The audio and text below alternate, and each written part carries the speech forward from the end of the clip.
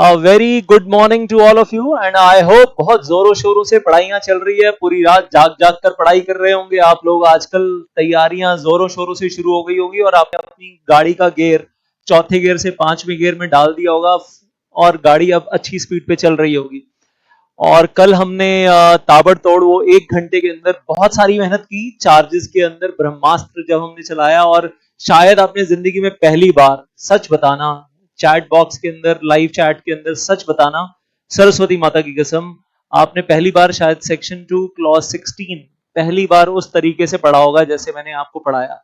या उससे पहले कभी पढ़ा था तो वो बता देना आप, सर पहले पढ़ा हुआ था इस तरीके से। और अगर फर्स्ट टाइम पढ़ा था और नया एक्सपीरियंस था तो लिख देना न्यू, न्यू एक्सपीरियंस। और अगर ऑलरेडी पता था तो लिख देना ऑलरेडी, ऑलरेडी पता था। न्यू या ऑलरेडी जो लिखना चाहो आप लिख देना लाइव चैट के अंदर, मैं समझ जाऊंगा। एंड वेल, मेहनत बहुत की हमने उस एक डेफिनेशन के ऊपर। और फिर हमने ये भी पढ़ा उसके साथ साथ कि वेल, बुक डेट्स के ऊपर चार्ज क्रिएट होता है तो भी CHG1 फाइल होता है एंड ऑल दैट। और इंपॉर्टेंट टॉपिक्स की लिस्ट भी हमने देखी। इंपॉर्टेंट क्यों बोल रहे हैं हम इन टॉपिक्स को? क्योंकि ये टॉपिक्स एग्जाम में आ चुके हैं पहले, इसलिए इंपॉर्टेंट टॉपिक बोल रहा हूं इनको। That is why I am saying these topics are important topics, क्योंकि ये टॉपिक्स ऑलरेडी एग्जाम में आ चुके हैं। And then talking about that, well, और आज इसमें हम और आगे बात करेंगे। लास्ट टाइम हमने ऑब्वियसली वो बहुत सारे एग्जाम्पल ले लिए अलग अलग चीजों के, बुक डेट्स के। अनकॉल्ड कैपिटल, रिजर्व कैपिटल के ऊपर चार्ज क्रिएट होता है नहीं होता, नॉर्मल अनकॉल्ड कैपिटल पे होता है, CHG1 फाइल होता है, रिजर्व कैपिटल पे नहीं होता। तो we talked about all that stuff in the previous class, but what I am really surprised, what I am really surprised is, और ये वाला चार्ट भी आपने कर ही लिया था। और मैं कहूँगा मुझे अभी भी थोड़ा सा परेशानी हो रही है। मैं क्या बोलूँ, अभी भी मेरे पास व्हाट्सएप आ रहे हैं, सर ये ब्रह्मास्त्र क्या है। In my team students are asking, sir ये ब्रह्मास्त्र क्या है, ये वेब सीरीज क्या है। तो जो लेट कमर्स हैं उनके फायदे के लिए बता दूं that Brahmastra is full revision of company law, full chapters revision of company law with a special focus on YouTube, well, going on presently, and with special focus on the important topics from the exam point of view. I repeat, it is full chapters revision of company law. सारे chapters revise करेंगे with the special focus on the important topics from the exam point of view. और हर chapter के उन topics के ऊपर बहुत जोर देंगे जो पहले एग्जाम में आ चुके हैं, उन टॉपिक्स के ऊपर थोड़ा कम जोर देंगे जो पहले एग्जाम में नहीं आए हैं। पढ़ेंगे उनको भी लेकिन जोर कम देंगे, लेकिन चैप्टर पूरा करने की कोशिश करेंगे। केस स्टडीज भी करेंगे और उसके साथ साथ अमेंडमेंट्स करेंगे जो कि एग्जाम के लिए रेलिवेंट है उसी रिवीजन के अंदर चलते चलते। तो बहुत कुछ करने वाले हैं। और साथ में इसकी PDF फाइल, ये जो हम पढ़ रहे होते हैं, इसकी PDF फाइल आपको प्रोवाइड कर देता हूं in the description link of the video, ताकि वीडियो के साथ PDF फाइल रहेगी तो सेकंड रिवीजन, नेक्स्ट रिवीजन के टाइम पे भी आपके लिए अच्छा रहेगा। और स्पीड इतनी अच्छी रखना चाहता हूं कि एग्जाम से एक दिन पहले, वो जो एक दिन की छुट्टी होगी बीच में आपकी JIGL और कंपनी लॉ के बीच में, वहां पर भी अगर आप ये वीडियोस वेल सुनेंगे और हेडफोन सिर्फ लगाकर सुनना शुरू कर देंगे आंखें बंद करके, चैप्टर वैसे रिवाइज हो जाएगा फटाफट फटाफट फटाफट, और पूरा चैप्टर ही रिवाइज करवा दूंगा। उस दिन तो सिर्फ हेडफोन लगाकर आपको सुनते जाना होगा। बस ध्यान रखना होगा कि आपके फोन की बैटरी, या लैपटॉप से सुन रहे हैं तो उसकी बैटरी खत्म ना हो और हेडफोन कनेक्टेड रहे। चैप्टर्स की रिवीजन तो स्पीड पे करवा दूंगा, और जो ऑलरेडी इतनी स्पीड पे करवा रहा हूं और ज्यादा बढ़ानी है तो वो भी बता दो आप मुझे। और वैसे भी आप वीडियो को तब स्पीड अप करके आगे दोबारा देखना चाहो तो आप स्पीड अप करके तो देख ही सकते हो। देन मुझे बढ़ानी है स्पीड तो मुझे भी बता देना। देन DG वेब सीरीज के अंदर we are doing chapter wise past examination questions. जैसे हमने पहले प्रोस्पेक्टस का ब्रह्मास्त्र किया, फिर हमने प्रोस्पेक्टस का DG वेब सीरीज किया, और दोनों काम हो गए 2 घंटे के अंदर। वेल, पूरा प्रोस्पेक्टस का चैप्टर जो हम 16 घंटे में करते हैं, और 50 मिनट के अंदर वेल प्रोस्पेक्टस का DG वेब सीरीज, इसमें सारे पास्ट एग्जामिनेशन क्वेश्चन कवर हो गए। और इसकी भी PDF फाइल साथ में वीडियो के नीचे आपको डिस्क्रिप्शन लिंक में मिल जाती है, फ्री ऑफ कॉस्ट एवरीथिंग। बस एक एक आपसे रिक्वेस्ट है हाथ जोड़कर, अपने माँ बाप के लिए कुछ कर जाओ जिंदगी में। मतलब सिर्फ इतना बोलूंगा, जब मैंने CS किया था, मैं अपनी आपको कहानी बताऊंगा किसी दिन, मैं कहां से उठा था, कितनी नीचे से उठा था। मैं चाहता हूं कि आप लोग जिंदगी में अपने माँ बाप के लिए कुछ कर जाओ, अपनी फैमिली के लिए कुछ कर जाओ, और आपके मम्मी पापा को आपके ऊपर एक दिन प्राउड हो, एक दिन फख्र हो कि हमारे बेटे ने, हमारी बेटी ने हमारा नाम ऊंचा किया है, हमारी नाक ऊपर की है, हमारा सीना चौड़ा हुआ है, और हमें वो दिन दिखाया कि आज हम खुशी के आंसू रो रहे हैं कि हमारा बच्चा सीएस क्वालिफाई हो गया और जिंदगी में कुछ अच्छा करेगा, कुछ बड़ा करेगा। वो दिन आए आपके माँ बाप की जिंदगी में, ये मेहनत इसलिए हो रही है। That's why, that's the solo purpose, that's the solo purpose. Otherwise, I am not earning anything on the YouTube, and still I am doing lots of hard work and giving all the videos, पूरी रात बैठकर तैयारी करना, slides बनाना, special slides बनाना, पहले वाली slides में add on करना सिर्फ आप लोगों के लिए। देन प्रोस्पेक्टस 16 घंटे का नॉर्मल बैच में लेते हैं, 2 घंटे में खत्म। और मॉर्गेजेस भी 8 घंटे के आसपास जाता है, वो भी 2 घंटे के अंदर पूरा खत्म हो जाएगा। 1 घंटा कल और आज 40-45 मिनट और। देन आई से सरप्राइजिंगली आज भी मैं बहुत सारे स्टूडेंट्स जो व्हाट्सएप पे पूछ रहे हैं और स्टाफ से पूछ रहे हैं ब्रह्मास्त्र क्या है, वेब सीरीज और ब्रह्मास्त्र में डिफरेंस क्या है। आई होप अब क्लियर हो गया होगा। और एक छोटी सी चीज बताना चाहता हूँ, दिल को बड़ी खुशी मिलती है। पिछले दिनों में दो फोन कॉल रिसीव किए मैंने, दो टीचर्स से, and one in CMA and very famous in CMA and teaching law, and second one in CA and teaching CA inter law and for many years. और बड़ा अच्छा लगा मेरे दिल को, उन्होंने बहुत तारीफ की इस वेब सीरीज की और इस ब्रह्मास्त्र की, और उन्होंने कहा कि सर हम भी सीख रहे हैं और हमें भी कुछ नया सीखने के लिए इसमें मिल जाता है, जो हमें पहले नहीं आता था हमें हमें सीखने के लिए मिल रहा है। And one of them is a qualified CS also. और उनसे पूछूंगा, अगर वो कहेंगे तो उनका नाम भी बता दूंगा, और होपफुली वो ये सेशन भी देख रहे होंगे। तो I will take their permission to take their name in the next video when I'll talk to them in between. Anyhows, आगे बढ़ते हैं आज। और आज अब हम 45 मिनट्स 50 मिनट्स में कोशिश है, और हो सकता है 10-15 मिनट ऊपर लग जाए। हम पूरा सब कुछ खत्म करने की कोशिश करेंगे और ये पीडीएफ फाइल आपको मिल जाएगी। लेकिन एक चीज बताना चाहता हूँ, ये जो आप डीजी मिनी बाइट्स देख रहे हैं, इसमें कंट्रीब्यूशन किसका है उसको एक बार थैंक यू जरूर बोल दो। It's something not done by me solely. मेरे साथ मैं कहूंगा मुझसे ज्यादा काम करने वाला जो इंसान है, that is CS Vivek Anand. CS Vivek Anand. And this CS Vivek Anand की एक वीडियो यूट्यूब पे है, on my YouTube channel it is there. And he is right now working in company Aegis India in Gurugram, and as a deputy general manager and company secretary of the company. Imagine. And he spared time. I am really thankful to you, Vivek Anand, for doing this big work for the student community। Students के फायदे के लिए तुमने time निकाला यार, और तुमने special time निकालकर ये शॉर्टकट नोट्स बनाए, और उसमें थोड़ा बहुत ऐड ऑन मैं कर रहा हूँ, और तुमने क्वेश्चन आंसर्स भी तैयार किए सब कुछ। सो past examination question answer compile किए, और फिर हमने बैठकर उसके अंदर इम्प्रूवमेंट किया, हमने उसके अंदर बैठकर अमेंडमेंट्स की। थोड़ा सा कंट्रीब्यूशन मेरा भी है इसके अंदर, बट ज्यादा काम जो किया वो विवेक ने किया। तो आप सब लोगों का एक फर्ज बनता है, सिर्फ एक बार वो विवेकानंद की वीडियो के ऊपर जाकर एक बार वहां कमेंट्स में थैंक यू जरूर लिख देना, थैंक यू सर, बिकॉज वो ड्यू है आपकी तरफ से, वो ड्यू है। अगर आपने पिछले दिनों में पीडीएफ फाइल्स डाउनलोड की हैं तो you should say a thank you to the man, जो ऑफिस का काम करते हुए आपके लिए साथ साथ ये नोट्स बनाता रहा है, अभी भी बना रहा है आपके लिए, and he is doing everything पर्दे के पीछे। And maybe I'll ask him someday to give a little video of 2 minutes only to show it to you that what he did and how many hours he devoted, कितने घंटे मेरे लग रहे हैं, कितने घंटे विवेक के लगे, सिर्फ एक चीज के लिए कि आप लोग किसी तरीके से पास हो जाओ ये अगस्त 2021 एग्जाम्स में, और आपके माँ बाप की नाक ऊपर हो जाए, उनका सीना गर्व से चौड़ा हो जाए, और उनकी आंखों में खुशी के आंसू आ जाए। तो बस इसलिए मेहनत कर रहे हैं वो भी। And he was always very happy that he made his parents proud, like I was very happy when I made my parents proud। Same thing for you। Charge की डेफिनेशन अब मैं दोबारा टाइम नहीं लगाऊंगा। Well I am taking a presumption कि आपने last में कर लिया है, और जो लोग लेट कमर हैं उनके लिए मैं टाइम वेस्ट यहाँ नहीं करूंगा, वो कल वाली वीडियो देख लेना 1 घंटे की। एंड देन बस एक पॉइंट इसमें ऐड करूंगा, ये प्रिज्यूम करते हो कि आप लोग मेरे साथ कल थे। ये जो सिक्योरिटी की तरीके से चार्ज क्रिएट होता है, कंपनी अपनी प्रॉपर्टी के ऊपर क्रिएट करती है, ये किस काम के लिए है सिक्योरिटी? ये for repayment of loan by the company है, या for performance of any contract by the company है, या for payment of some other money by the company other than loan है? तो मैं कहूंगा तीनों के लिए answer is yes, yes and yes. ये मैं अभी आगे और डिटेल में डिस्कस करने जा रहा हूँ, ये एक नया पॉइंट है आज while getting started। So when we are getting started with this definition of charge, going beyond that,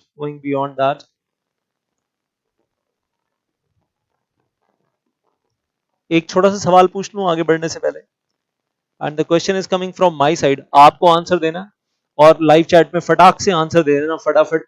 और सवाल बड़ा सिंपल है कि अब जो मैं प्रॉब्लम पूछने वाला हूं वो किस चीज का एग्जाम्पल है।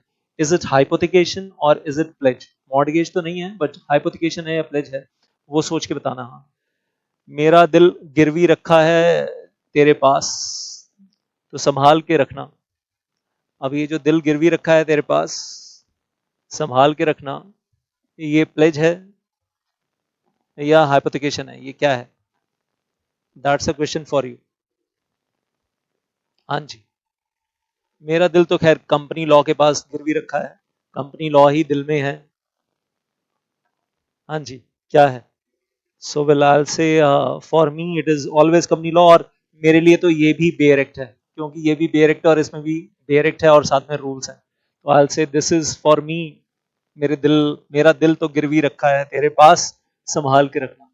खैर एनी हाउस, वेल आपने अपना आंसर होपफुली लिख दिया होगा।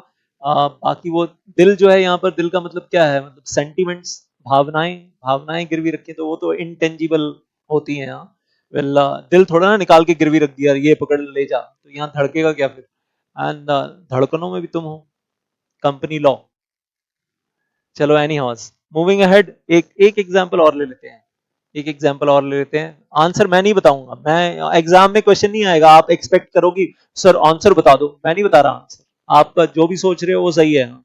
देन नेक्स्ट वन, एक मिस्टर पकोड़ा है और एक तरफ मिस जलेबी है, और वेल पकोड़ा ने जलेबी से मोहब्बत का लोन लिया है, और वेल बदले में पकोड़ा ने अपने दिल का चैन गिरवी रखा है, दिल का चैन गिरवी रख दिया है मिस जलेबी के पास। ऑब्वियसली मोहब्बत की है तो चैन तो चला गया है। ऐसा होता है सर? हमें तो नहीं पता, हम तो छोटे बच्चे हैं, लॉलीपॉप खाते हैं। सो एनी हाउस, वेल तुम चक्करों में पढ़ना भी मत, अभी तुम्हारी उम्र नहीं है इन चक्करों में पढ़ने की, अभी तुम पढ़ाई कर लो बस। खैर एनी हाउस, तो ये भी सोच लो हाइपोथिकेशन है या प्लेज है। दिल का चैन भी क्या है? इंटेंजिबल है। तो यू मे से कि सर चार्ज क्रिएट हुआ है ऑन इंटेंजिबल एसेट, बट वो तो मूवेबल प्रॉपर्टी होती है जिसपे हाइपोथिकेशन या प्लेज होता है। This is simply a charge, it is not well hypothecation और pledge. Then moving on further, finally well I say अब जब शुरू करने जा रहे हैं पहला टॉपिक, अब यहाँ से मामला सीरियस हो जाता है और बहुत सीरियस। और अब जो वेल सामने स्क्रीन के ऊपर है, very very very very important, और एग्जाम में क्वेश्चन आया हुआ है, मॉर्गेजेस और मॉर्गेज और चार्ज में डिफरेंस बताओ। ओ सर हमें तो ऑलरेडी पता है, लेकिन आज जो मैं बताने जा रहा हूँ, गारंटी देता हूँ स्टैम्प पेपर के ऊपर वो पहले से पता नहीं है, वो पहले से पता नहीं है, कुछ नया तो पता चलने वाला है। और यहां तक कि ये भी बोलूंगा, जो क्वालिफाइड कंपनी सेक्रेटरी भी इस वीडियो को देख रहे होंगे, उनको भी कुछ नया आज पता चलने वाला है, ये तो श्योर है, ये तो श्योर है। और अब शुरू करते हैं विदाउट वेस्टिंग टाइम। तो what is the difference between the mortgage and charge? In the first thing first, point of comparison में who creates? Mortgage is created only by number one, by the act of parties, act of parties, और वो parties कौन है? Mortgagor and mortgagee. Sir ये तो हमें पता है। And number two, that is we are saying, जब ये क्रिएट हो रहा होता है तो उसमें एक वो लोन ट्रांजैक्शन होती है, और मान लीजिए कि मैंने बैंक से लोन लिया है या आपने बैंक से लोन लिया है, और हमने अपनी हाउस प्रॉपर्टी बैंक के पास गिरवी रखी है, इमूवेबल प्रॉपर्टी, तो वो मॉर्गेज है। और जो वेल अपना घर गिरवी रख रहा है, दे रहा है, वो मॉर्गेजर, और जो लेंडिंग बैंक है वो मॉर्गेजी। सर ये तो पता ही है, ऑलरेडी पता है मुझे। और ये इस सब के पीछे, मॉर्गेज के पीछे क्या है? Section 58 of transfer of property act, and we are saying this is only by the act of two parties. अब मॉर्गेज के नीचे उसका पर्पस भी पहले पढ़ लेते हैं, फिर मैं दूसरी तरफ चार्ज की तरफ बाद में जाऊंगा। पहले मैं आपको ये नीचे मॉर्गेज का ही पर्पस पढ़वा दूं, मॉर्गेज क्यों क्रिएट होता है, what is the purpose of creating mortgage. तो दो बातें हैं। पहली चीज, मॉर्गेज में be created for the repayment of loan, वो एग्जाम्पल हमने ले लिया बैंक लोन वाला। और जरूरी नहीं कि बैंक ही हो, well it could be mister A, mister B. A ने बी को लोन दिया और बी ने अपनी हाउस प्रॉपर्टी ए के पास गिरवी रखी है। और यहां पर हम रेफर कर रहे हैं section 58 of transfer of property act 1882, क्योंकि कंपनीज एक्ट में तो मॉर्गेज की डायरेक्ट डेफिनेशन है नहीं। लेकिन कंपनीज एक्ट में चार्ज की डेफिनेशन में लास्ट क्लास में पढ़ा था, चार्ज इंक्लूड्स मॉर्टगेज। कौन सा वाला? वही ट्रांसफर ऑफ प्रॉपर्टी एक्ट 1882 वाला। और ये जो क्रिएट कर रहा है मॉर्टगेजर, मॉर्टगेजी, ये दोनों आर्टिफिशियल पर्सन हो सकते हैं, ये दोनों नेचुरल पर्सन हो सकते हैं, और इन दोनों में से कोई एक आर्टिफिशियल पर्सन और एक नेचुरल पर्सन, कुछ भी चलेगा। दोनों आर्टिफिशियल पर्सन, दोनों नेचुरल पर्सन, और दोनों में से एक आर्टिफिशियल और एक natural, may be mortgager, may be mortgagee, vice versa, whatever, सब चलेगा। So then we say section 58 of Transfer of Property Act 1882, and then the mortgage may be created for the repayment of loan, ये वाली चीज मालूम है। और number 2, अब एक लेवल आगे जा रहे हैं, for the performance of contract, किसी कॉन्ट्रैक्ट की परफॉर्मेंस के लिए। और एक एग्जांपल जो मैं हमेशा रिपीट करता था, वो कोका कोला कंपनी ने एक 10 साल के बच्चे की को हायर किया कि वो बच्चा सारेगामापा लिटिल चैंप्स जीत गया, सिंगर है, और उसको बोला तुम्हें 1 ईयर का कॉन्ट्रैक्ट देते हैं और तुम्हें आने वाले 1 साल में स्टेज शो पे आकर गाना गाना होगा, और उसके लिए तुम्हें टोटल 2 करोड़ रुपए मिलेंगे कोका कोला कंपनी से, और 20 या 25 स्टेज शो होंगे, सैटरडे संडे को रखेंगे ताकि आपका स्कूल मिस ना हो, और आना होगा और आपको गाना गाना होगा वहां 15-15, 20-20 मिनट के लिए, यू हैव टू परफॉर्म, और उसके लिए आपको एक मोटा अमाउंट दिया जा रहा है। लेकिन कंपनी को डर लग रहा है, अगर अगर ये बच्चा बिगड़ गया, अगर ये बाद में अकड़ गया कि मैं तो गाना नहीं गाता तो क्या करेंगे, तो इसलिए उसके पापा को बोला कि ये कॉन्ट्रैक्ट आपको मिल सकता है और ये पैसे आपको 2 करोड़ रुपए मिल सकते हैं अगर आप अपना घर, जो कि 3 करोड़ का है या 4 करोड़ का है, अगर आप हमारी कंपनी के पास गिरवी रख दें, और अगर आपके बच्चे ने कोई डिफॉल्ट नहीं किया और अपना कॉन्ट्रैक्ट परफॉर्म किया 1 साल तक और बढ़िया से सब हो गया, तो 1 साल के बाद ये मॉर्टगेज कैंसिल हो जाएगा, खत्म, आपका घर फ्री हो जाएगा वापस।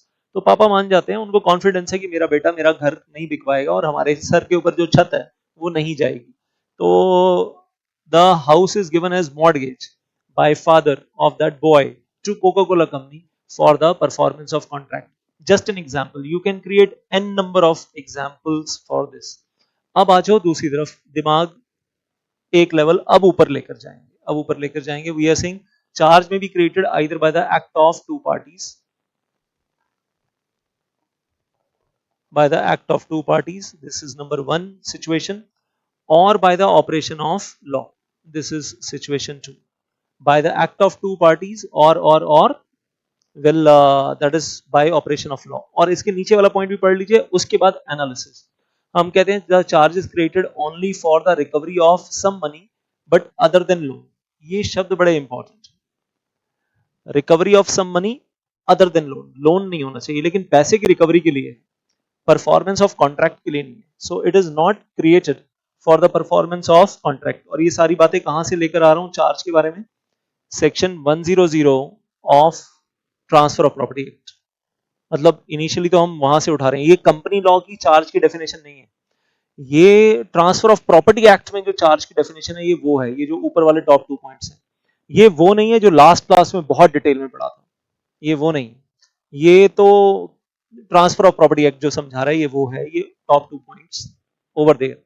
Then charge may be created, अब एक बार और बहुत ध्यान से, charge may be created by the act of two parties, very important, या तो दो पार्टीज क्रिएट करेंगे और जिसके फेवर में चार्ज क्रिएट किया जाता है उसको कहते हैं charge holder, that is called as charge holder, और it is created by operation of law. तो यहाँ पर दो पॉसिबिलिटीज हैं, इसको ए और बी नाम दे देते हैं, पॉसिबिलिटी ए या सिचुएशन ए, सिचुएशन बी। और नीचे जो है पर्पस, पर्पस क्या है? For some recovery of money, and we are not saying repayment of loan, no, it is recovery of money but other than loan. Sir कुछ समझ नहीं आ रहा सर, सर के ऊपर से जा रहा है, पता नहीं क्या हो रहा है सर। आएगा सर, समझ में भी आएगा सर, और मैडम सुन रही है तो मैडम को भी समझ में आएगा। So it is not created for performance of contract, वो भी नहीं है। तो मतलब जिन दो कामों के लिए मॉर्गेज क्रिएट हो रहा था उन दो कामों के लिए तो चार्ज क्रिएट नहीं हो रहा। ये बात कौन कर रहा है? कंपनीज एक्ट नहीं कर रहा, ये बात कौन कर रहा है? Transfer of property act. अब आपको ट्रांसफर ऑफ प्रॉपर्टी एक्ट की तरफ लेकर जा रहा हूं, ट्रांसफर ऑफ प्रॉपर्टी एक्ट की तरफ। एग्जाम्पल लेते हैं, समझ में आ जाएगी कहानी। The section 100 of transfer of property act, that is charge created, और ये हम पढ़ते हैं एग्जीक्यूटिव ग्रुप 2 में। कहां पढ़ते हैं?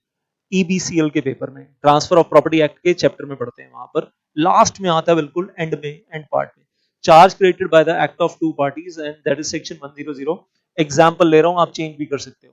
Mister A father, mister B son of mister A, और जो पापा हैं वो ओन करते हैं एक हाउस प्रॉपर्टी, स्टेप नंबर 1। तो step number 1, A owns the house property, और उस हाउस प्रॉपर्टी का नाम है जलसा। नाम सुने? मुंबई में एक छोटी सी हाउस प्रॉपर्टी है जलसा। किसकी हाउस प्रॉपर्टी है अगर आपको मालूम है वो कौन व्यक्ति है जो ओनर है जलसा का, तो वो लिख देना आप in the live chat. Then we are saying so Mr. A is the owner of the house property by the name of Jalsa, and presume that this house property is given on lease. It is given on lease of 99 years.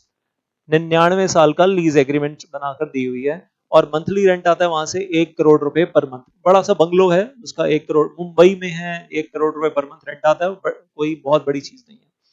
And now what is happening, जो पापा हैं, पापा अपने बेटे को property gift कर रहे हैं, और जहां 1 करोड़ रुपए का रेंट आ रहा है और 99 ईयर्स तक आता रहेगा, तो सोच के देखो 99 years multiplied by 12 months every year multiplied by 1 crore, या कह लो 12 crore per annum multiplied by 99।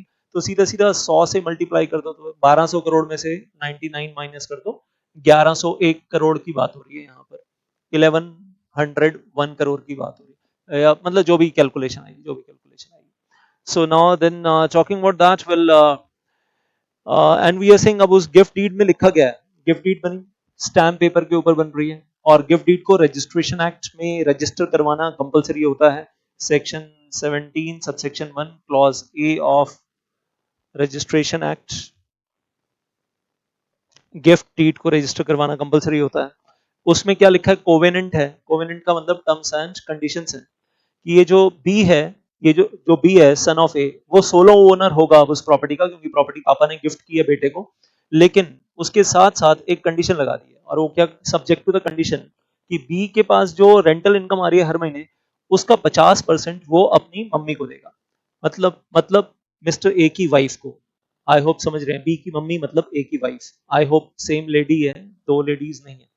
So well तो बेटे को बोला कि मैं अपनी हाउस प्रॉपर्टी तुम्हें गिफ्ट देता हूँ, और यहाँ से 1 करोड़ रुपए पर मंथ रेंटल इनकम आएगी, लेकिन वो सारा का सारा अपनी जेब में नहीं डालोगे, 50% मम्मी को हो जाएगा। 50% of the monthly rental, that is 50 lakh rupees, will go to B's mother, that is as wife. और अब बड़ा इंपॉर्टेंट है, most important point, most important, and if B commits a default, if B commits a default then the B's mother, तो उस case में B की जो mother है वो कंपेल कर सकती है थ्रू द कोर्ट, वो कोर्ट में जाकर अपने बेटे के अगेंस्ट केस फाइल कर सकती है for the sale of that property, sale of Jalsa. ये सारी बातें गिफ्ट डीड में लिखी हैं। And claim her portion of rent, बोल सकते हैं जलसा जो प्रॉपर्टी है 200 करोड़ की है, 400 करोड़ की है, बेचा जाए, और इसमें से जो मेरा रेंट का हिस्सा बनता है वो मुझे दिलवाया जाए। And we are saying rent till the date of the sale of property to the subsequent buyer, जब तक कोर्ट उस प्रॉपर्टी को सब्सिक्वेंट बायर को नहीं दिलवा देता। तो अब ये क्या हो रहा है? ये हो रहा है चार्ज क्रिएट हो रहा है on the property, on that property by the name of Jalsa. ये जो आपको नीचे नजर आ रहा है बॉटम 3 लाइंस में, ये क्रिएट हो रहा है चार्ज एज पर सेक्शन 100। समझ में आई कहानी? मतलब साफ साफ बोल दिया कि अगर बेटे ने गड़बड़ की और रेंट शेयर नहीं किया, तो मदर के पास एक चार्ज है उस प्रॉपर्टी के ऊपर कि वो फ्यूचर में उस प्रॉपर्टी को बिकवा सकते हैं, और वो चार्ज उनके फेवर में कोई इमीडिएट राइट क्रिएट नहीं कर रहा जब तक बेटा डिफॉल्ट नहीं करता। Charge does not create the immediate right. जैसे गिफ्ट डीड बना, गिफ्ट डीड जिस दिन साइन हुआ उस दिन कोई चार्ज क्रिएट नहीं हुआ मदर के फेवर में, लेकिन ये चार्ज फ्यूचर में ऑपरेटिव होगा। कब ऑपरेटिव होगा? जब बेटा डिफॉल्ट करेगा। तो charge gives future right, does not give the present right in the immovable property. होता इमूवेबल प्रॉपर्टी पे क्रिएट है। As per section 100 of transfer of property act, the charge is created on immovable property and not on the movable property, not on the intangible asset। एक और point इसमें add कर दूं, very important, that is and after the sale, जब वो court से order आएगा जलसा बेचो माँ बेटे के झगड़े में, देन गिफ्ट डीड में लिखा है after the sale the new buyer, जो भी न्यू बायर होगा कोर्ट ऑर्डर के बाद, he will receive the rent from that old tenant, जो 99 साल के लिए, 99 ईयर्स के लिए वहां बैठा है, उससे वो रेंट लेगा ऑब्वियसली, वो जो न्यू बायर होगा। बट वो जो न्यू बायर होगा can not force the Lesi और द टेनेंट, किराएदार, टू इवैक्यूएट जलसा। वो उसको फोर्स नहीं कर सकता कि 99 ईयर से पहले आप प्रॉपर्टी खाली करो, फोर्स कोई नहीं कर सकता। ये चीज क्लियर कट गिफ्ट डीड में लिखी है कि न्यू ओनर भी न्यू ओनर रेंट खाएगा 99 ईयर्स का जो बचे हुए टेन्योर का रेंट होगा, बैलेंस टेन्योर का, लेकिन खाली करने के लिए वो भी नहीं कर पाएगा। तो ये सारी बातें शुरू से गिफ्ट डीड में प्रिकॉशनरी मेजर लिए गए थे, लेकिन ये जो बीच में आपको बीच की 3 लाइनें यहां नजर आ रही हैं, this is called as charge created in the favour of mother and that is for the recovery of rent, not loan, not loan. तो वो जो हम वर्ड यूज कर रहे थे ना यहाँ पर, कौन सा वर्ड यूज कर रहे थे? Recovery of money other than loan, ये शब्द ही तो इंपॉर्टेंट है, रिकवरी ऑफ मनी। और ये रिकवरी ऑफ मनी यहां पर क्या हो गया अब हमारे लिए? रेंट हो गया। This is rent not loan. बात समझ में आई? और यहाँ पर एक्ट ऑफ पार्टीज क्या है जो क्रिएट कर रहे हैं? फादर जिसने गिफ्ट डीड क्रिएट की उसने ये चार्ज क्रिएट किया है, डोनर ऑफ गिफ्ट डीड। यहाँ पर चार्ज क्रिएट करने वाला हमारे एग्जाम्पल में कौन है?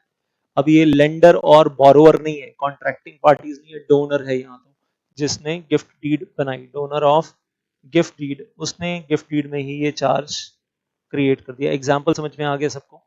As per transfer of property act.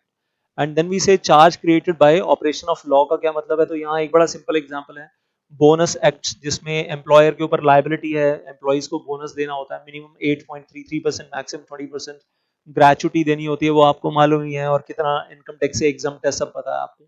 तो उस केस में लेकिन अगर एम्प्लॉयर डिफॉल्ट करता है तो जो अथॉरिटीज हैं, लेबर कमिश्नर है, जो भी अथॉरिटीज हैं, they can attach the property of the employer and make the payment of the outstanding amounts to the employees। जो भी outstanding amount है वो पे कर सकता है। just a sec, just a sec, I'll be back।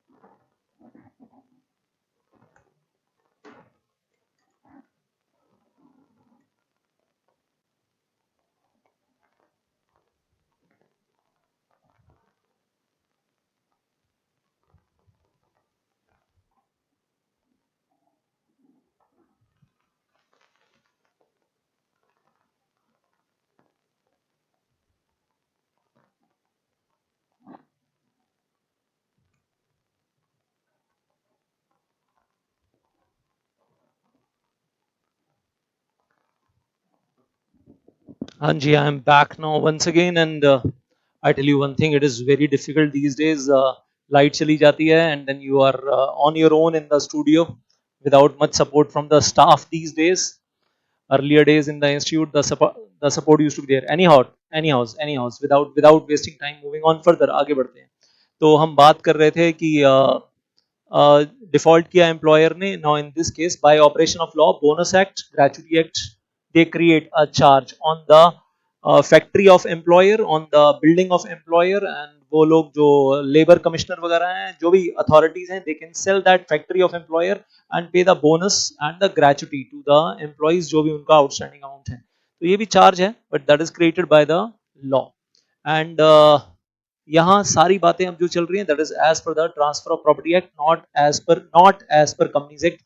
Exam में पूछ लेते हैं, अब कायदे से तो एग्जीक्यूटिव प्रोग्राम ग्रुप 1 में पूछना भी नहीं चाहिए ये सारी बातें, क्योंकि आपने लास्ट क्लास में ऑलरेडी क्या देखा कि कंपनीज एक्ट में तो चार्ज का मतलब ही बहुत वाइड है और उसमें तो बहुत कुछ आता है, लेकिन क्रिएटेड बाय ऑपरेशन लॉ नहीं आता उसमें।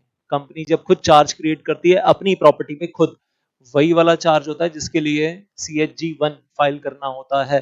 और बहुत तरीके के चार्जेस लास्ट क्लास में पूरी लिस्ट तो देख ली हमने, and I am taking a presumption कि वो लिस्ट आपको याद है, लेकिन वो सारे चार्जेस कंपनी खुद क्रिएट कर रही थी अपनी प्रॉपर्टी के ऊपर, कोई ऑपरेशन ऑफ लॉ से क्रिएट नहीं हो रहे थे। और वहां तो चार्ज इंक्लूड्स मॉर्गेज, कंपनी ने पैसा बोरो किया और बोरो करके अपनी प्रॉपर्टी के ऊपर हाइपोथेकेशन क्रिएट किया, अपनी प्रॉपर्टी पे मॉर्गेज क्रिएट किया, इंटेंजिबल एसेट्स के ऊपर चार्ज क्रिएट किया, पैसा बोरो किया और अपने बुक डेट्स के ऊपर चार्ज क्रिएट किया। कंपनी लॉ में तो चार्ज का मतलब ही कुछ और है। सो देन अब कुछ कुछ दिमाग के पर्दे खुलने शुरू हो गए एंड नेक्स्ट पॉइंट में और ज्यादा खुलेंगे। व्हाट काइंड ऑफ प्रॉपर्टी जिसके ऊपर चार्ज मॉर्गेज चार्ज क्रिएट होता है। तो मॉर्गेज तो हम बोलते हैं as per transfer of property act वही सेक्शन 58 के हिसाब से mortgage is created on the specific immovable property जो आज की तारीख में एग्जिस्टेंस में है, वो नहीं जो फ्यूचर में एग्जिस्टेंस में आएगी, उसकी बात नहीं हो रही है। Of a person always, person में भी नेचुरल पर्सन, पर्सन में भी आर्टिफिशियल पर्सन, वो हर जगह है। May be a natural person, may be artificial person, and then we say charge is created on the immovable property of a person always as per transfer of property। अब बड़े ध्यान से देखना इस तरफ भी, very very important। it is created on the immovable property as per transfer of property act section 100। section 100 of transfer of property act तो कहता है कि चार्ज भी immovable property में क्रिएट होता है for the above purpose।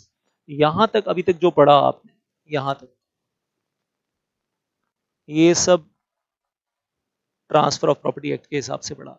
अब जो पढ़ने जा रहे हैं वो कंपनीज एक्ट के हिसाब से पढ़ने जा रहे हैं पहली बार इस टेबल के अंदर। इस टेबल के अंदर कंपनीज एक्ट कहता है the charge may be created on the tangible property which में भी मूवेबल इमूवेबल, लास्ट क्लास में कर ही लिया।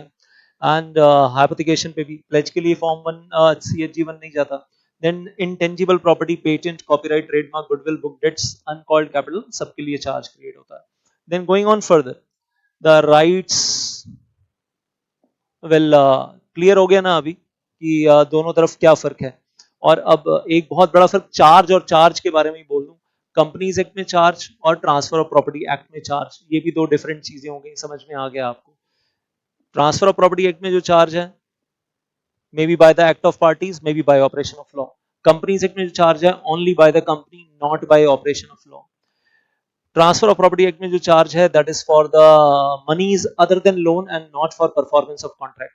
और कंपनीज एक्ट में जो चार्ज है मैंने अभी शुरू शुरू में आपको दिखाया, वो तीन चीजें, समझ में आया, याद आया? वो तीन चीजें चार्ज की डेफिनेशन में कि कंपनीज एक्ट में जो चार्ज क्रिएट हो रहा है वो उन तीनों चीजों के लिए है। कौन सी तीनों चीजों के लिए है? जो अभी डेफिनेशन आपको लास्ट क्लास वाली डेफिनेशन दिखाई, ये सबसे इंपॉर्टेंट है कि कंपनीज एक्ट में जो चार्ज क्रिएट हो रहा है वो रीपेमेंट ऑफ लोन के लिए भी है, वो परफॉर्मेंस ऑफ कॉन्ट्रैक्ट के लिए भी है, और payment of any other sum of money other than repayment of loan के लिए भी है। तीनों के लिए, तीनों के लिए है, तीनों के लिए। जबकि हम वहां अलग कर रहे हैं, मॉर्गेज जो है वो दो कामों के लिए है, ट्रांसफर ऑफ प्रॉपर्टी एक्ट में हम दोनों को अलग कर रहे हैं, मॉर्गेज दो कामों के लिए और चार्ज तीसरे काम के लिए है, और वो दोनों कॉन्सेप्ट अलग अलग हैं। कंपनीज एक्ट में तीनों को एक साथ ही घुसा दिया, तीनों को एक साथ ही क्लब कर दिया यहाँ पर। लेकिन बस एक चीज नहीं है, और वो एक चीज कौन सी है जो नहीं है? Charge created by operation of law, उसको हमने कंपनी लॉ में बिल्कुल नहीं लिया। सर तोते उड़ गए सर, सर तोते उड़ गए, ये सेशन तो दोबारा देखना पड़ेगा सर, देखना पड़ेगा तो देखना पड़ेगा, मतलब कुछ ऑप्शन नहीं है आपके पास, देखना पड़ेगा तो दोबारा देखना पड़ेगा। तो कंपनीज एक्ट के पर्पज के लिए चार्ज ये है, और यही चार्ज लास्ट क्लास में बहुत डिटेल में किया था, बहुत डिटेल में, हाँ, आराम से धीरे धीरे किया था, जिसमें आज एक नया पॉइंट ऐड ऑन दिया है आपको। Mortgage creates immediate right in the favour of the mortgagee, वो तो आपको मालूम ही है। मॉर्गेजर ने बोला कि लेंडिंग बैंक को, अब मैं ही पहले वाला एग्जांपल ले जाता हूँ कि मैंने अगर आपका लोन रीपे नहीं किया, अगर मैंने मंथली ईएमआई में भी गड़बड़ की, तो आना और मुझे मेरे घर से बाहर निकाल देना और प्रॉपर्टी को ताला लगा देना, कब्जे में ले लेना। तो mortgage creates immediate right in the favour of mortgagee. Charge का हमने बात कर ही लिया ट्रांसफर ऑफ प्रॉपर्टी एक्ट के हिसाब से। ट्रांसफर ऑफ प्रॉपर्टी एक्ट के हिसाब से चार्ज का क्या कहानी है? मम्मी को अभी नहीं मिलेगा चार्ज, कब मिलेगा? जब बेटा डिफॉल्ट करेगा और रेंट आएगा वहां से, लेसी से, और वो मम्मी को 50% शेयर नहीं देगा, तब मम्मी अपना चार्ज का राइट एक्सरसाइज करेगी। So it is the future right created in the property which is enforceable by the charge holder only at the time of default in the payment, other than loan, other than loan होना चाहिए, ये सबसे important है। Mortgage हमेशा वो loan के लिए और परफॉर्मेंस ऑफ कॉन्ट्रैक्ट के लिए, और यहाँ जो है वो अदर देन लोन के लिए, by the person liable to make the payment. So we are saying default किया है, और हमारे केस में मम्मी चार्ज होल्डर है एक तरीके से, और जो बेटा है वो that is the person who has committed the default, right. तो उसी एग्जाम्पल को यहाँ मम्मी और बेटे वाले एग्जाम्पल को फिट कर लेंगे तो समझ में आ जाएगा कि अदर देन लोन की बात कर रहे हैं तो वो हम वही रेंट वाला एग्जाम्पल ले रहे हैं। फॉर एग्जाम्पल लिख देता हूँ, for example rent. Then last point कुछ नया है यहाँ पर आपके लिए। सर आज तो कुछ अलग ही चल रहा है सर, चल तो रहा है लेकिन अच्छा ही लग रहा है। देन मॉर्गेज फॉलोज, और जहां तक एग्जाम की बात है, straight question in the exam, straight answer, straight answer. लेकिन अब दिख रहा है कि एग्जीक्यूटिव ग्रुप 1 और एग्जीक्यूटिव ग्रुप 2 दोनों की नॉलेज क्लब हो रही है एक जगह पर, हो रही है एक ही टेबल में। और अभी तो एक सबसे इंपॉर्टेंट पॉइंट बोल दूं आगे जाने से पहले, ये तो हम बाद में बात करेंगे। कंपनीज एक्ट के पर्पज के लिए आपने पढ़ा लास्ट क्लास में, charge includes mortgage, companies act के पर्पज के लिए। और वो लंबी सी आपने लिस्ट पढ़ी 16-17 पॉइंट्स की, उसमें भी मॉर्गेज ऑन इमूवेबल प्रॉपर्टी था, उसमें भी था। तो कंपनीज एक्ट के लिए तो हम कहते हैं लाइफ बड़ी आसान है। कंपनीज एक्ट में तो मैं 2 लाइनों में खत्म कर दूं बस, 2-3 लाइनों के अंदर कुछ भी क्रिएट कर लो। कंपनी अपनी अपनी मर्जी से कुछ भी क्रिएट कर ले, मॉर्गेज, हाइपोथिकेशन, या charge on the book debts, on the well patent, copyright, trademark, goodwill, whatever, uncalled capital, calls made but not paid, वो जो 16-17 पॉइंट थे, कंपनी ने क्रिएट किया अपनी मर्जी से, अपनी प्रॉपर्टी के ऊपर चार्ज क्रिएट किया, may be in India, may be outside India, may be movable, may be immovable. Company को, कंपनी सेक्रेटरी को एक फॉर्म फाइल करना है, CHG1 विद इन 30 days, कहानी खत्म। बस एक चीज नहीं लेना, पॉइंट नंबर 2, कौन सा वाला चार्ज नहीं लेना, the charge created by the operation of law, वो नहीं लेना, बस दैट्स इट। उससे अपना कोई लेना देना नहीं है, क्योंकि वो ऑपरेशन ऑफ लॉ से क्रिएट हो रहा है। अगर कंपनी डिफॉल्टर है, ग्रेचुटी पे नहीं की और बोनस पे नहीं किया, और लेबर कमिश्नर ने आकर अटैच कर भी लिया, कंपनी को CHG1 फाइल नहीं करना, बिकॉज कंपनी ने चार्ज क्रिएट नहीं किया, that is created by operation of law. Company ने खुद से चार्ज क्रिएट किया है, चाहे लोन की वजह से, चाहे परफॉर्मेंस ऑफ कॉन्ट्रैक्ट की वजह से, चाहे कोई और अदर पेमेंट की वजह से, कंपनी को हमेशा CHG1 फाइल करना है, एक केस में नहीं करना। वो वेल एक तो ऑलरेडी डिस्कस हो गया कि charge created by operation of law तो बीच में कवर ही नहीं होता, कहीं भी कवर ही नहीं होता। और प्लेज क्रिएट किया है कंपनी ने अपनी गुड्स के ऊपर, तो CHG1 फाइल नहीं होता, वो हमने पहले देख लिया, वो फॉर्म CHG1 में लिखा हुआ है, क्लियर कट लिखा हुआ है।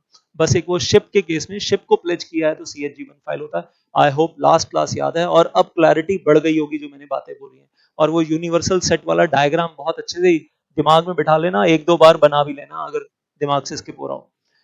सो I will say then going on further, तो एक तरफ लोन, एक तरफ रेंट एंड ऑल दैट, और लास्ट वन, अब ये फिर से वापस कहाँ जा रहे हैं, ट्रांसफर ऑफ प्रॉपर्टी एक्ट 1882 में। क्या सर कंपनीज एक्ट छोड़कर कहाँ ले जा रहे हो, क्या करें भाई, एग्जाम में पूछते हैं, लिखने पड़ते हैं सारे पॉइंट।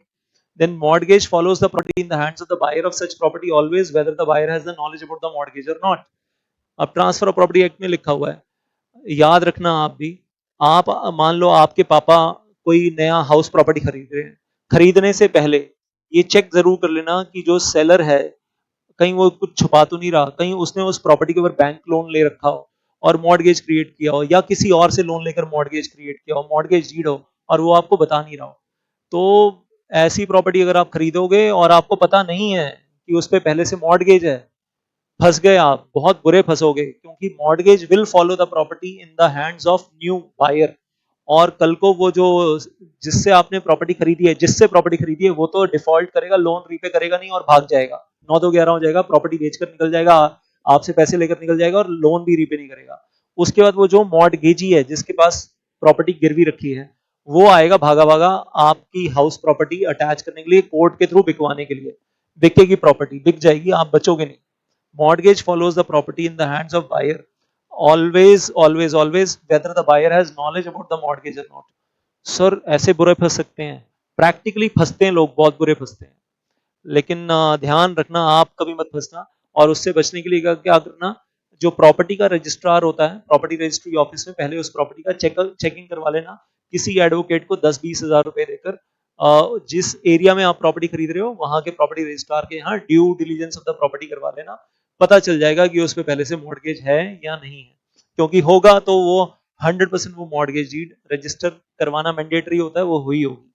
और अगर वहां से क्लीन चिट आ गई तो मतलब प्रॉपर्टी में मॉर्गेज नहीं है। और ये भी चेक करना होता है उस प्रॉपर्टी पे कहीं कोई कोर्ट केस तो नहीं चल रहा, तो जिस एडवोकेट को हायर करेंगे वो भी बताएगा, वो चीज भी बताएगा। उस प्रॉपर्टी के ऊपर कहीं पुराना कोई प्रॉपर्टी टैक्स, बिजली बिल, इलेक्ट्रिसिटी बिल वगैरह तो बकाया नहीं है, खैर वो सारी बातें अलग है। चैप्टर में आपको ये पॉइंट समझ में आना चाहिए।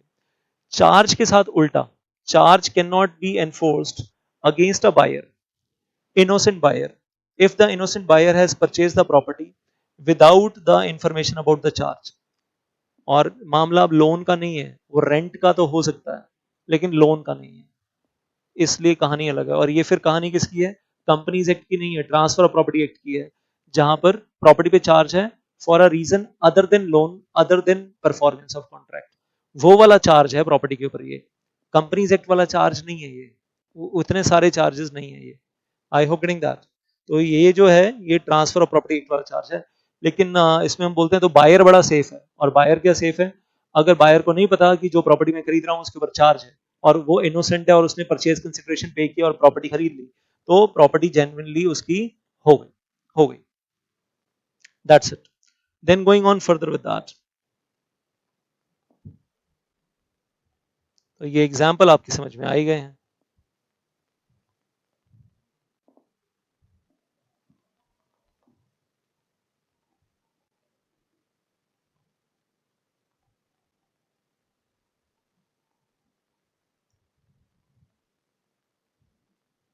ये हमने लास्ट क्लास में कर ही लिया था। ये मैंने आपको होमवर्क दे दिया था कि अगर आपको बहुत डिटेल में जाननी है ये सातों सिचुएशंस, तो वो मैंने आपको वीडियो का लिंक दे दिया था लास्ट क्लास में, वो आपने देख लिया होगा। इस वीडियो के नीचे भी लिंक दे दूंगा। तो 6-7 situations for analysis of section 77 and 87 red together.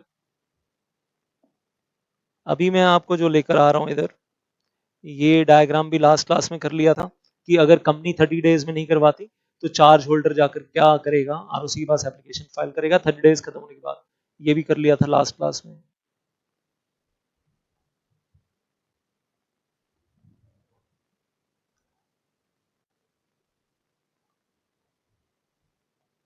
अब फटाफट फटाफट चैप्टर खत्म कर लेते हैं। Fix charge, floating charge, the difference between the fix charge and floating charge, वो हो गया लास्ट क्लास में। क्रिस्टलाइजेशन ऑफ फ्लोटिंग चार्ज, वो भी लास्ट सेशन हमारा हो गया। Then duty to register the charge, तो ये कहानी तो ऑलरेडी पता ही है, डायग्रामेटिकली कर लिया हमने। कंपनी का प्रेरोगेटिव है, बोरोवर कंपनी का, to register the charge with the ROC form CHG1 within 30 days of the date of creation of charge. And then we say if the company fails to register the charge within the set timelines, then the charge holder, the lender, the debenture holder may apply to the to register the charge after that। और जो खर्चा will होगा अगर वो करता है तो company उसको reimburse करेगी। Following charges are to be registered, कौन से charges register होने हैं? Now this is very very important। The charge created within India or created outside India, company Indian company है, इन कॉर्पोरेट इंडिया में भी है, रजिस्टर्ड ऑफिस यहाँ पर है एज पर कंपनीज एक्ट 2013 और previous companies act. Property London में है और कंपनी ने वहां वहां कहीं लंदन में बैंक से लोन लिया, वहां के बैंक से लोन लेकर, और वहां का जो हमारा इंडियन कंपनी का फॉरेन ब्रांच ऑफिस है उसके ऊपर चार्ज क्रिएट किया है लंदन में, और मॉर्गेज डीड वहीं पर जाकर साइन की है और वहीं पर सबमिट करवाई है। क्या इंडिया में आकर CHG1 फाइल करना पड़ेगा? यस, कंपलसरी है, दैट इज देयर। और दूसरी तरफ the charges created on the properties assets undertaking whether tangible intangible situated in India और आउटसाइड इंडिया, तो मतलब हर तरीके की प्रॉपर्टी विल पे चार्ज कहीं भी क्रिएट कर लेगी। कंपनी क्रिएट कर रही है तो ऑब्वियसली CHG1 फाइल होगा, सिर्फ प्लेज के केस में नहीं होगा। The borrower company has to register the charge with the ROC by filing the form CHG1, और अगर डिवेंचर होल्डर्स के फेवर में क्रिएट किया हो तो CHG9 within 30 days of the creation of charge. However, the application by the company on the application by the company, ROC may allow the first extension of 30 days, और उस case में first extension of 30 days होगी तो on the payment of additional fees, on the payment of additional fees. Second extension 60 days, तो 30 + 30 + 60। यहां पर change कर लेते हैं थोड़ा सा, this is not 60, this is 30। इतनी सारी चीजें करते हुए टाइपोग्राफिकल एरर्स हो जाते हैं, कभी कभी वो कॉपी पेस्ट में, दैट हैपेंस, डोंट माइंड। सो तो फर्स्ट एक्सटेंशन 30 डेज, और उसके लिए एडिशनल फीस देनी पड़ेगी 6 times of normal filing fees. और सेकेंड एक्सटेंशन 60 डेज, तो on the payment of add valorem fees, and add valorem fees कितनी है? 0.5% of the value of loan जिसको सिक्योर किया जा रहा है, और ₹5 lakh whichever is less, whichever is less. 5 lakh की सीलिंग है, 5 लाख से ऊपर जाना नहीं, that's whichever is less. Then going on further with that, इधर वाला प्रैक्टिकली बेकार हो चुका है. वो एक्चुअली 2 नवंबर 2018 अमेंडमेंट आने से पहले कुछ था, तो कुछ 300 डेज में तब कुछ करना था. वो सब कुछ कहानियां तब खत्म हो गई. 300 डेज भी खत्म हो गए. अब वो रेलिवेंस नहीं है, एग्जाम में लिखना भी नहीं है ये वाला पॉइंट. इधर वाला आपको इधर वाला याद रखिएगा बस. 30 days initially plus 30 days extension plus 60 days extension, total becomes 120 days from the date of creation of charge. Diagram last class में कर लिया था. Then after registration, ROC will give the certificate of registration of charge in the form CHG2, और ये वही 30 days और 60 days repeat हो गया. आपका total 120 days normal fees plus additional fees, और normal plus additional plus ad valorem. Last class में थोड़ा सा मैं गलत चला गया था, यहाँ पर ठीक कर लीजिएगा. नॉर्मल भी देनी है, एडिशनल भी देनी है और एड वैलोरम भी देनी है, तीनों देनी है. और ये क्लास लास्ट क्लास में हमने डायग्रामेटिक फॉर्म में किया था. यहाँ स्टेप बाय स्टेप फॉर्म में लिखा है, इसका डायग्राम हो चुका है लास्ट क्लास में, तो I am not repeating this diagram we did in the previous session. Then modification of charge. Loan चलते चलते, टेन्योर चलते चलते बीच में चार्ज की टर्म्स एंड कंडीशंस चेंज हो गई. नाउ इन दैट केस अगर टर्म्स एंड कंडीशंस चेंज हो गई हैं तो कैसे चलेगा. नाउ वेल आई विल से मॉडिफिकेशन के केस में हम कहते हैं फिर से वंस अगेन जो सेक्शन 77 में अभी आपने पढ़ा, दैट शैल इक्वली अप्लाई. तो जिस दिन मॉडिफिकेशन हुआ है और मॉडिफिकेशन का इंस्ट्रूमेंट साइन हुआ है, उसके बाद CHG1 फाइल करना है. Timelines will be same and 30 plus 60 is equal to 120 days. यहाँ पर भी फॉलो करना मैंडेटरी है, कंपलसरी है. और 120 डेज के बाद तो एक्सटेंशन मिलेगी नहीं. 120 डेज के बाद तो कोई एक्सटेंशन मिलेगी नहीं. Then we say next one coming up, very important for exam. I'll say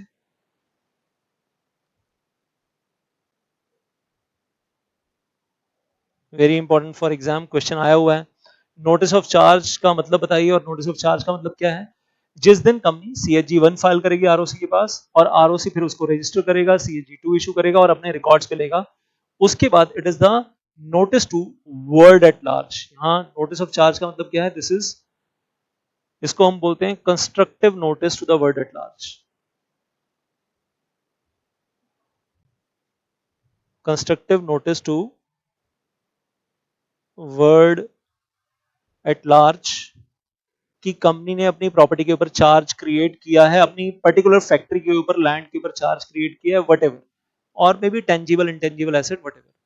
form CHG1 file कर दिया, ROC ने ऑन रिकॉर्ड ले लिया. अब सारी दुनिया को पता होना चाहिए, डीम्ड है, पता है, it is deemed notice to the world at large. Constructive notice भी कह सकते हैं और इसको deemed notice to world at large भी कह सकते हैं. अब अगर कंपनी की प्रॉपर्टी पे जो चार्ज क्रिएट हो चुका है, लैंड है, बिल्डिंग है मान लो, और कंपनी उसको कहीं सेल कर रही है इनोसेंट बायर, और उस बेचारे को बताया नहीं हमने, कंपनी ने नहीं बताया उसको कि इस प्रॉपर्टी के ऊपर चार्ज है, हम तो प्रिज्यूम करेंगे कि उसको पता होना चाहिए. क्यों पता होना चाहिए? वो ROC की वेबसाइट से चेक कर ले. 100 रुपए की इंस्पेक्शन फीस है, खत्म कहानी. ROC की वेबसाइट पे जाए, 100 रुपए पे करे, डेबिट कार्ड और क्रेडिट कार्ड, और वहां से अपना चेक कर ले ROC की वेबसाइट पे कि कंपनी की प्रॉपर्टी के ऊपर कोई so and so particular property जो कंपनी मुझे बेच रही है उसके ऊपर चार्ज तो नहीं है. अगर उसको नहीं आता तो किसी प्रैक्टिसिंग कंपनी सेक्रेटरी को हायर कर ले, चार्टर्ड अकाउंटेंट को, एडवोकेट को हायर कर ले, वो करके बता देगा. सो आई से स्टेप बाय स्टेप वही लिखा हुआ है कि स्टेप नंबर 1, वेल ये इस तरफ बैंक है, इस तरफ वो बोरोइंग कंपनी है, and on the application of borrowing company ABC the bank grants the loan. 10 crore रुपए का लोन दे दिया, फिर कंपनी ने बदले में चार्ज क्रिएट किया ऑन द ओन प्लॉट, तो आप कह दीजिए मॉर्टगेज क्रिएट किया, चार्ज क्रिएट किया, and charge in the companies act includes mortgage. मैं फिर से क्लियर कर दूं, कंपनीज एक्ट के अंदर the charge is universal set और मॉर्टगेज उसके अंदर आ जाता है. Then Mr. Z is eyeing to acquire that plot of land owned by ABC. अब Mr. Z वो खरीदना चाहता है ये वाला प्लॉट जिसके ऊपर चार्ज है। अब चाहे कंपनी उसको नहीं भी बताए, mister Z is deemed to have notice of registration of the charge on that plot. मान लिया जाएगा कि उसको पता है, क्योंकि कंपनी ने फॉर्म CHG 1 फाइल कर दिया ROC के पास और ROC ने उसको रजिस्टर कर लिया, तो प्रिज्यूम्ड है कि कंपनी को पता है। Next one that we are having over here and that is, दो रजिस्टर ऑफ चार्जेस मेंटेन करने होते हैं। एग्जाम में कभी नहीं आया तो I am not touching that. आपको याद ही होगा, एक कंपनी मेंटेन करती है अपने ऑफिस में और एक ROC मेंटेन करता है। All over India 10 lakh companies हैं अप्रोक्सीमेटली, तो ROC 10 lakh register of charges maintain करता है। और ROC क्या मेंटेन करता है? बेसिकली जो कंपनी CHG 1 फाइल करती है, CHG 9 फाइल करती है या फुल सेटिस्फेक्शन के बाद CHG 4 फाइल करती है, वो सारे ई फॉर्म्स वो उसी रजिस्टर में जाते जाते हैं और वही रजिस्टर बन जाता है अपने आप में ROC का। और हर कंपनी का CIN नंबर के हिसाब से उस हिसाब से उसका फॉर्म जो होता है CHG 1, CHG 4, CHG 9 उसके रजिस्टर में चला जाता है and that is kept by the ROC for 10 lakh companies. तो ROC तो एक नहीं, ROC तो 10 लाख रजिस्टर मेंटेन करता है, या उतने जितनी कंपनीज इंडिया में एग्जिस्ट करती हैं जिन्होंने अपने CHG 1, CHG 4, CHG 9 फाइल किए, और हर कंपनी अपना अपना मेंटेन करती है at the registered office. Then coming to the report the satisfaction of charge, once again I'll say very important for exam. Straight away the question, जिस दिन company अपना loan 100% repay कर देती है, फुल एंड फाइनल पेमेंट कर देती है, उसके बाद with in 30 days will 100% repayment करने के बाद with in 30 days the company shall go and file the form CHG 4 well company shall file, और साथ में उसमें अटैच करके दे दो। साथ में क्या अटैच करके दे दो? नो ड्यूज सर्टिफिकेट या NOC from the charge holder from the lending bank. CHG 4 file करो, साथ में लेंडिंग बैंक का NOC अटैच करके दे दो कि हाँ हमारा 100% लोन विद इंटरेस्ट सारी EMIs रीपे हो चुकी हैं, और बैंक अपने लेटर हेड के ऊपर NOC दे रहा है और कंपनी साथ में अटैच करके फाइल कर देगी। देन टाइमलाइन, कंपनी को कितने टाइम में फाइल करना है? Within 30 days of the date of 100% repayment or the receipt of satisfaction letter from the charge holder, that is there.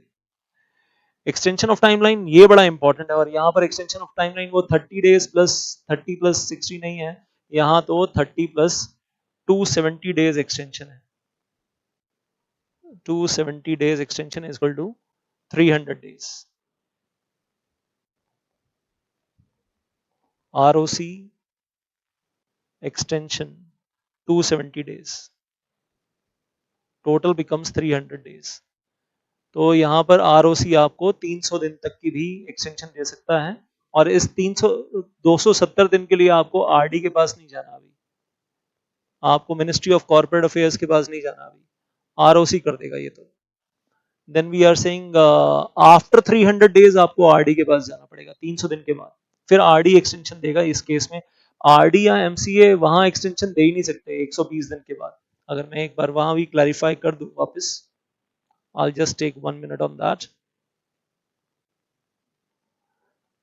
No RD, no MCA extension after 120 days, after 120 days। लेकिन यहां पर है after 300 days. अच्छा, अभी तो मैं ये मानकर चल रहा हूं कि विद इन 300 डेज सारा काम चल रहा है, तो ROC will issue the certificate of registration. यहाँ ये एक बार डिलीट कर देते हैं, typing error. Certificate of registration of charge.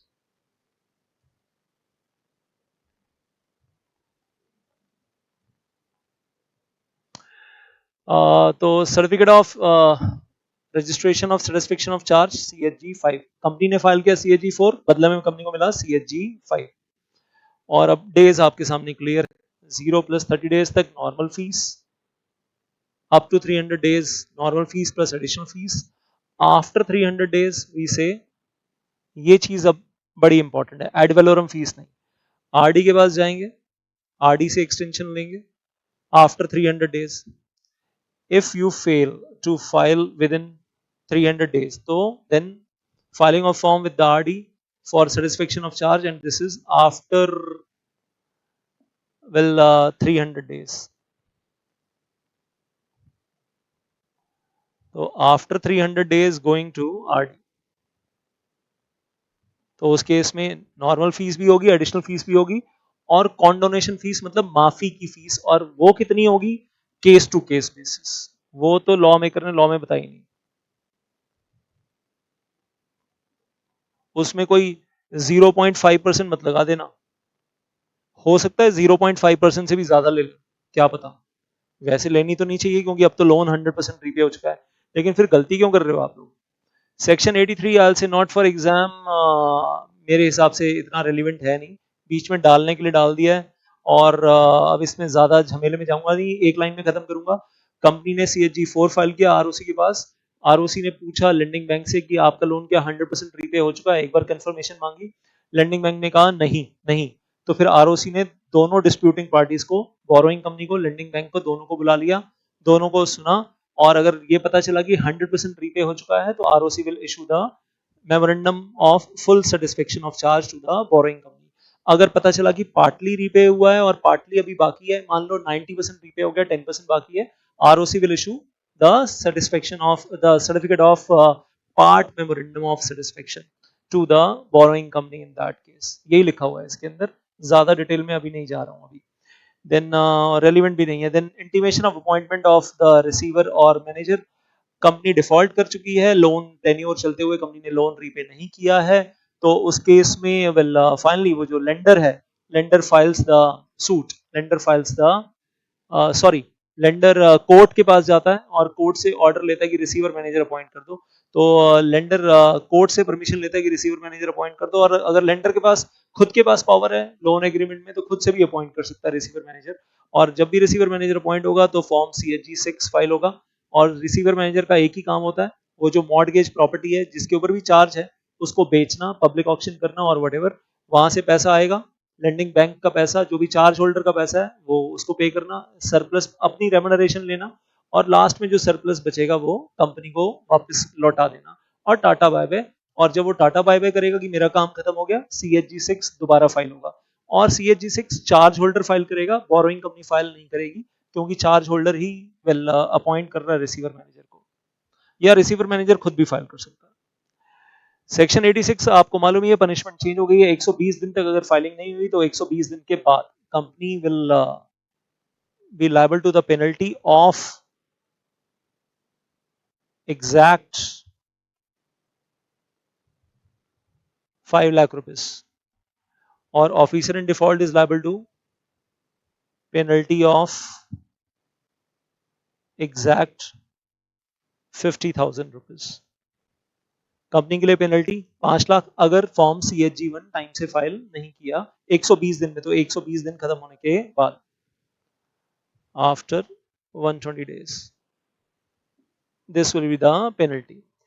Then rectification by the register, rectification of the central government in the register of charges. When I am talking of over here, this is the last section coming up in the chapter, and the chapter is getting over. फिर उसके बाद हमारा मैं कहूँगा ये जो ब्रह्मास्त्र है mortgage का ये खत्म हो जाएगा। तो rectification by the central government, और इसमें दो बातें हैं, एक बात आपको ऑलरेडी मालूम है, and that is satisfaction of charge 300 days के बाद। हम जा रहे हैं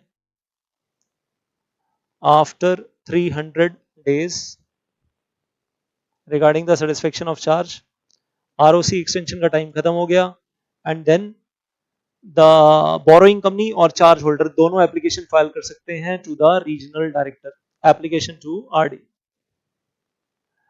application to the regional director form CHG 8, और रिक्वेस्ट कर रहे हैं कॉन्डोनेशन ऑफ डिले, माफी दे दो डिले के लिए, 300 दिन से ज्यादा का डिले हो गया है, और हमने ऑमिट किया, हमने CHG 1 फाइल नहीं किया, और उसके बाद आरडी सुनेगा, सुनवाई होगी और reasonable opportunity of being heard, और फिर फाइनली वो आरओसी को ऑर्डर देगा कि मैं कॉन्डोनेशन फीस बता रहा हूँ, इनका फॉर्म CHG 1 एक्सेप्ट कर लो, दैट्स इट।